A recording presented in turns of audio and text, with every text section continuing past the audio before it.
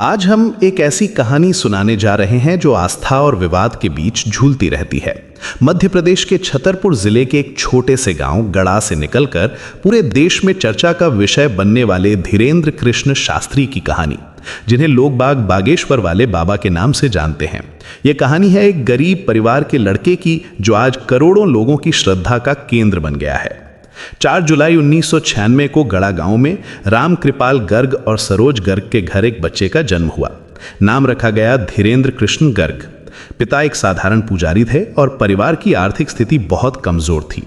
कच्चे घर में रहने वाला यह परिवार गरीबी से जूझ रहा था। एक छोटी कच्ची झोपड़ी में पिताजी, माँ, धीरेन्द्र, छोटा भाई और बहन, 5 लोग इसी में रहते थे। इसी झोपड़ी में भगवान का भी स्थान था। लेकिन छोटे धीरेन्द्र में कुछ खास बात थी। बचपन से ही वो गांव के लोगों को कथा सुनाया करता था। उसकी आवाज में एक अलग ही मिठास थी जो लोगों को अपनी तरफ खींचती थी। धीरेन्द्र के परदादा सन्यासी बाबा ने 300 साल पहले बागेश्वर धाम की स्थापना की थी।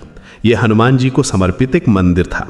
धीरेन्द्र का कहना है कि उन्हें लगातार 3 बार सपने में अपने दादाजी के दर्शन हुए और उन्होंने कहा कि अज्ञातवास छोड़कर वापस आ जाओ। इसके बाद धीरेन्द्र ने अपना नाम बदलकर धीरेन्द्र कृष्ण शास्त्री रख लिया। यह नाम परिवर्तन उनकी जिंदगी का एक महत्वपूर्ण मोड़ साबित हुआ। गंज गांव से अपनी स्कूली शिक्षा पूरी करने के बाद धीरेन्द्र ने अपना पूरा ध्यान आध्यात्म की तरफ लगाया। वो रामभद्राचार्य के शिष्य बने और रामचरितमानस तथा शिव पुराण का गहरा अध्ययन किया। धीरेन्द्र का दावा है कि उन्हें साधना और अपने परदादा के आशीर्वाद से अलौकिक शक्तियां प्राप्त हुई हैं। वो कहते हैं कि ये शक्तियां उन्हें लोगों की समस्याओं को समझने और उनका समाधान करने में मदद करती हैं। बागेश्वर धाम में धीरेन्द्र हर मंगलवार और शनिवार को दिव्य दरबार लगाते हैं। यहाँ वो भूत प्रेत भगाने, बीमारियों का इलाज करने और चमत्कार दिखाने का दावा करते हैं। लोग दूर दूर से आकर उनके दर्शन करते हैं। हजारों की संख्या में श्रद्धालु यहाँ रोज आते हैं। उनका कहना है कि वो लोगों की समस्याओं को देखकर ही बता देते हैं। इन दरबारों में एक अलग ही माहौल होता है, जहाँ लोग अपनी हर परेशानी का हल खोजने आते हैं। लेकिन जनवरी 2023 में नागपुर में एक घटना हुई जिसने धीरेन्द्र को विवादों के केंद्र में ला दिया। अंधश्रद्धा निर्मूलन समिति के श्याम मानव ने उन्हें चुनौती दी कि वो अपने चमत्कार साबित करें। श्याम मानव ने कहा कि अगर धीरेन्द्र सच में अलौकिक शक्तियां रखते हैं तो वो कुछ टेस्ट पास करके दिखाएं। उन्होंने 30 लाख रुपए का इनाम भी रखा था। टेस्ट बहुत सिंपल था।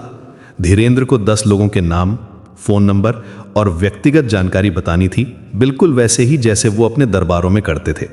इस चुनौती के बाद धीरेन्द्र ने अपना कार्यक्रम बीच में ही बंद कर दिया और नागपुर छोड़ दिया। इससे लोगों में संदेह पैदा हुआ, अगर सच में उनके पास शक्तियां हैं तो वो चुनौती से क्यों भागे।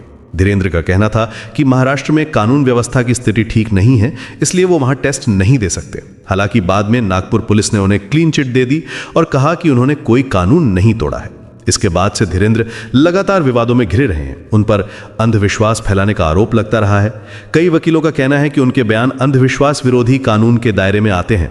आईपीसी की धारा 416 के तहत भी उनके खिलाफ केस बन सकता है। लेकिन उन्हें कई हिंदू धर्म गुरुओं और राजनीतिक नेताओं का समर्थन भी मिला है। हाल ही में जनवरी 2025 में महाकुंभ के दौरान धीरेन्द्र ने फिर से विवाद खड़ा किया। उन्होंने हिंदू राष्ट्र बनाने की बात कही, जिससे राजनीतिक हलचल मच गई। उनका कहना था कि वो हिंदुओं को जगाना चाहते हैं और हिंदुस्तान को हिंदू राष्ट्र बनाना चाहते हैं। इन बयानों पर मिश्रित प्रतिक्रिया आई है। छत्तीसगढ़ में भी धीरेन्द्र को लेकर विवाद हुआ जब पूर्व मुख्यमंत्री भूपेश बघेल ने उन पर अंधविश्वास फैलाने का आरोप लगाया। धीरेन्द्र ने जवाब दिया कि अगर हिंदू समुदाय को एकजुट करना और राष्ट्रवाद जगाना अंधविश्वास है तो ऐसा सोचने वाले देश छोड़ दें। जमीन के कब्जे को लेकर भी उन पर आरोप लगे हैं कि वो और उनके सेवादार स्थानीय लोगों की जमीन पर जबरन कब्जा कर रहे हैं। सरकारी विमान के इस्तेमाल को लेकर भी धीरेन्द्र विवादों में आए। छत्तीसगढ़ सरकार के विमान से उन्होंने यात्रा की, जिसकी आलोचना हुई। लोगों ने सवाल उठाया कि एक धार्मिक प्रचारक को सरकारी सुविधा क्यों दी जा रही है। इससे उनकी राजनीतिक पहुंच का पता चलता है।